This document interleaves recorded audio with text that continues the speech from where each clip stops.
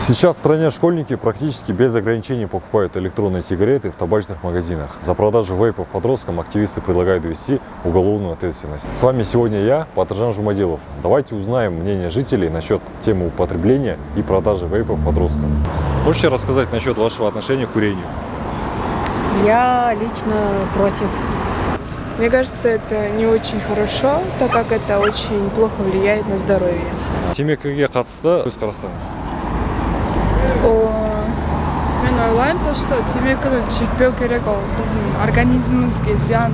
Әркімнің өз выборы бар, и әркімнің өз денсаулығы өз қолында. Егер шексе де, шекпесе де, по-любому. На самом деле я сам не курю, в основном, и не советую никому курить. Электронная сигарета – это вредность. Там не имеется химикатов в основном, но можно их как-то запретить.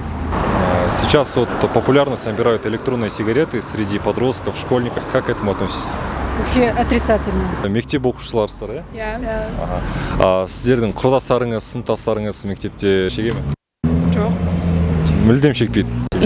Даже мен ата-анам шегеді, и из-за этого, наверное, менде нормально ой қалыптасқан. Ваши сверстники курят, да? Да. Как относитесь к этому? Нормально, это их решение. У меня коллеги пробуют, вернее не пробуют, а курят прям вейпи. Вот эти подростки во дворе курят вейпи. Мүмкін байқайтын шығарсыздар, бастауыш сыныптардан бастап жаңағы электронды темекілер шегеді, көзқарастарыңыз қандай? Өте жаман. Өте жаман. Әрбірде ол болашағына зиян деп ойлаймын. Шынымды айтсам, енді кішкентай жастан ондай нәрсеге құмар болған өте жаман.